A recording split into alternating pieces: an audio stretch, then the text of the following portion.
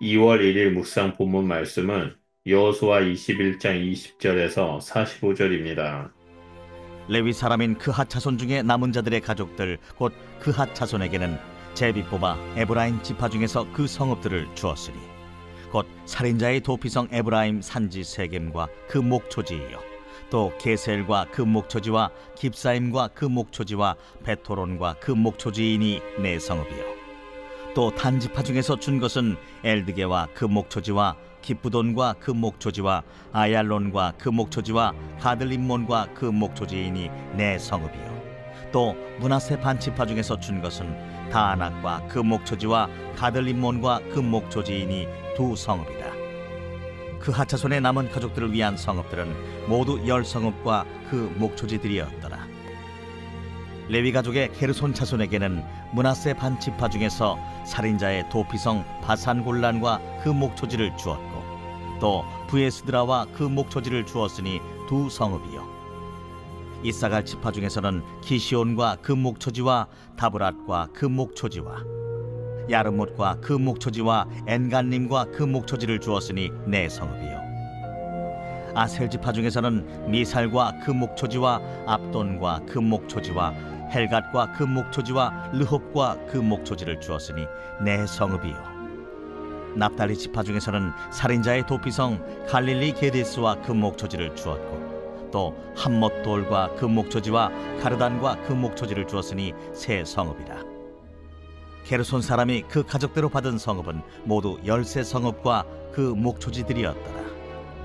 그 남은 레위 사람 무라리 자손의 가족들에게 준 것은 스불론 지파 중에서 용르암과 그 목초지와 가르다와 그 목초지와 딥나와 그 목초지와 나할랄과 그 목초지이니 네 성읍이요 루벤 지파 중에서 준 것은 베셀과 그 목초지와 야하스와 그 목초지와 그데못과 그 목초지와 무바앗과 그 목초지이니 네 성읍이요 갓 지파 중에서 준 것은 살인자의 도피성 길르앗 라못과 그 목초지이요 또 마하나임과 그 목초지와 헤스본과 그 목초지와 야셀과 그 목초지이니 모두 네 성읍이라.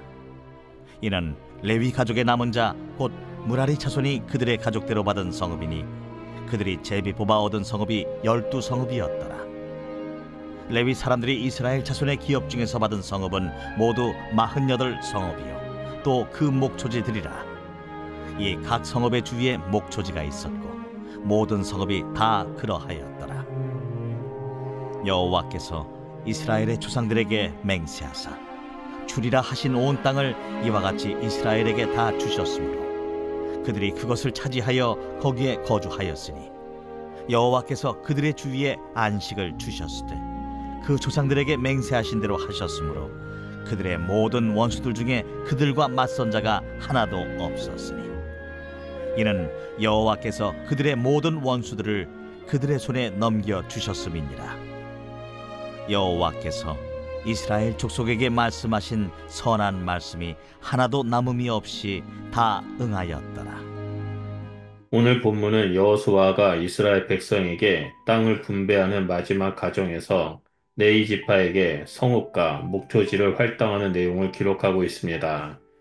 본문은 단순히 땅을 나누는 행정적인 기록처럼 보이지만 그 이면에는 하나님의 신실하심과 언약의 성취라는 중요한 신학적 메시지가 담겨 있습니다. 특히 본문의 마지막 절인 45절에서 여호와께서 이스라엘 족속에게 말씀하신 선한 말씀이 하나도 남음이 없이 다 응하였더라라고 선언한 것은 하나님이 약속을 끝까지 이루시는 분이라는 사실을 강조한 것입니다. 우리는 종종 하나님의 약속이 더디 이루어지는 것처럼 느낄 때가 있습니다. 때로는 현실적인 어려움 속에서 하나님의 말씀이 과연 성취될 수 있을지 의문이 들기도 합니다. 그러나 여호수아 시대에 하나님께서 언약을 성취하셨듯이 지금도 하나님은 우리에게 하신 약속을 신실하게 이루어 가십니다. 오늘 말씀을 통해 하나님께서 어떤 방식으로 언약을 이루셨는지를 살펴보고 그 말씀이 오늘날 우리에게 주는 교훈이 무엇인지 함께 묵상해 보고자 합니다.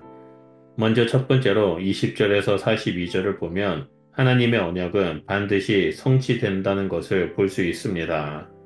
레위 지파는 이스라엘 12지파 중에서도 특별한 역할을 맡은 지파였습니다. 그들은 땅을 분배받지 않았고 대신 하나님께서 그들의 기업이 되신다고 말씀하셨습니다. 그러나 하나님께서는 그들이 거주할 수 있도록 48개의 성읍과 그 주변 목초지를 주셨습니다. 이것은 단순한 땅의 분배가 아니라 하나님께서 신실하게 언약을 이루시는 과정이었습니다.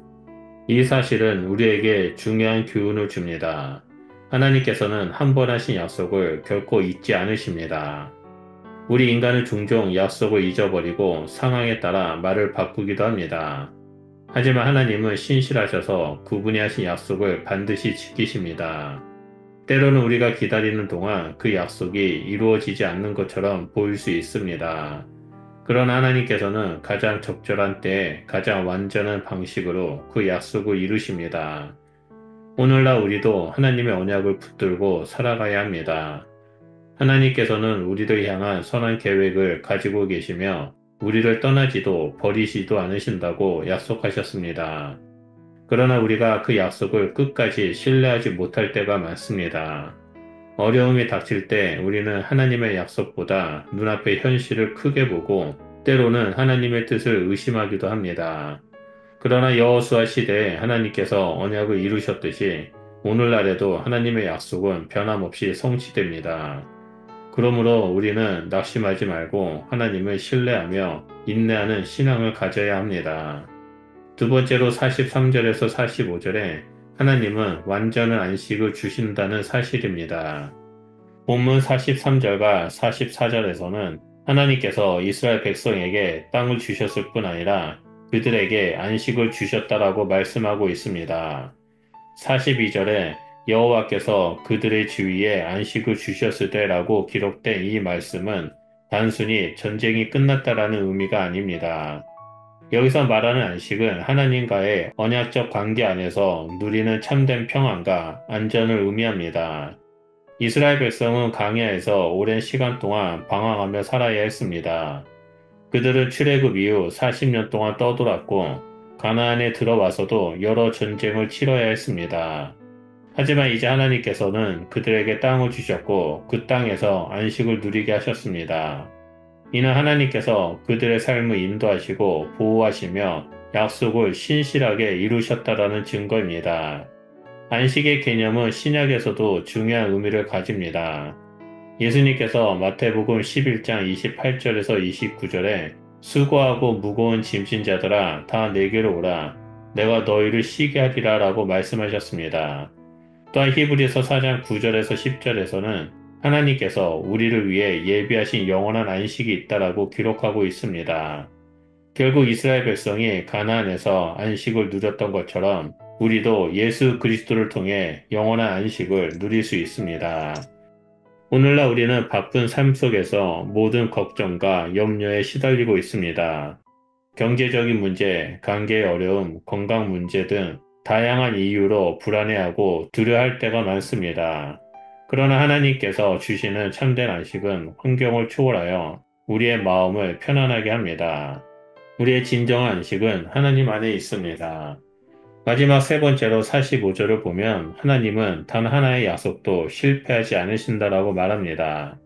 45절은 본문의 핵심입니다. 하나님께서 이스라엘 족속에게 말씀하신 선한 말씀이 하나도 남음 없이 다 응하였더라. 이 말씀은 하나님의 신실하심을 강력하게 증언하는 구절입니다. 이스라엘 백성이 출애굽 이후 광야를 지날 때 하나님께서는 그들에게 수많은 약속을 주셨습니다. 그리고 이제 그 약속이 모두 성취되었습니다. 하나님께서 말씀하신 것은 단 하나도 헛되지 않았고 그분이 하신 모든 약속은 그대로 이루어졌습니다. 이것은 오늘을 살아가는 우리에게도 큰 위로가 됩니다. 우리는 때때로 하나님이 우리의 삶에서 역사하고 계신지 의심할 때가 있습니다. 하지만 하나님은 변함이 없으신 분이시며 그분의 약속은 결코 실패하지 않습니다. 하나님께서 우리를 지키시고 인도하시겠다라고 약속하셨다면 우리는 그 약속을 끝까지 신뢰해야 합니다. 여호수아서 21장 20절에서 45절의 말씀을 통해 우리는 하나님께서 하신 약속을 반드시 이루시는 분임을 다시 한번 확인할 수 있습니다. 하나님은 이스라엘 백성에게 땅을 주셨고 안식을 주셨으며 그분의 말씀을 성취하셨습니다.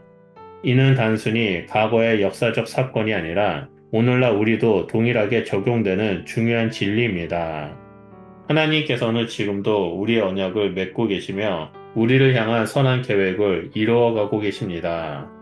그러나 우리가 살아가는 현실 속에서 때로는 하나님의 약속이 이루어지지 않는 것처럼 보일 때가 있습니다. 기다림이 깊어질수록 낙심하게 되고 때로는 하나님을 신뢰하기보다 우리의 힘과 방법을 의지하려는 유혹에 빠지기도 합니다. 하지만 오늘 본문은 우리에게 중요한 교훈을 줍니다. 하나님께서 말씀하신 것은 단 하나도 실패하지 않으며 하나님은 반드시 그 약속을 성취하신다라는 것입니다. 우리는 우리의 감정이나 눈에 보이는 현실이 아니라 변함없는 하나님의 말씀을 붙들고 살아가야 합니다. 또한 하나님께서 이스라엘에게 주신 안식은 오늘날 우리에게도 적용됩니다. 우리는 세상에서 수많은 걱정과 염려에 시달리지만 하나님 안에서 참된 안식을 누릴 수 있습니다. 예수 그리스도를 통해 우리는 영원한 안식에 들어갈 수 있으며 그분 안에서 평안을 얻을 수 있습니다. 그러므로 우리는 모든 상황 속에서 하나님을 신뢰하며 그분께 우리의 삶을 온전히 맡겨야 합니다. 오늘 말씀을 통해 다시 한번 하나님께서 신실하신 분이심을 기억하며 그분의 언약을 굳게 붙잡고 살아가시기를 축복합니다. 우리의 환경과 상황은 변할 수 있지만 하나님의 말씀과 약속은 영원히 변하지 않습니다. 우리 모두가 하나님의 언약을 신뢰하며 살아가는 믿음의 사람이 되기를 간절히 소망합니다. 기도하겠습니다. 사랑과 신실하신 하나님, 오늘 말씀을 통해 하나님께서 우리에게 주신 약속을 반드시 이루시는 분이심을 깨닫게 해주셔서 감사드립니다. 때때로 우리의 믿음이 연약하여 하나님의 약속을 의심할 때가 있지만 하나님께서는 한 번 하신 말씀을 결코 잊지 않으시고 신실하게 성취하시는 분이심을 믿습니다. 우리에게도 참된 안식을 주시고 우리의 삶을 인도해 주시는 하나님을 더욱 신뢰하게 하시고 어떤 상황 속에서도 하나님을 바라보는 믿음을 허락하여 주시옵소서. 우리를 끝까지 지키시며 선한 길로 인도하실 하나님을 의지하며 살아가는 자가 될 수 있도록 우리의 삶 가운데 충만하게 역사하여 주시옵소서. 우리에게 말씀하시고 그 말씀을 이루어 주심에 감사드리며 예수 그리스도 이름으로 기도드립니다. 아멘.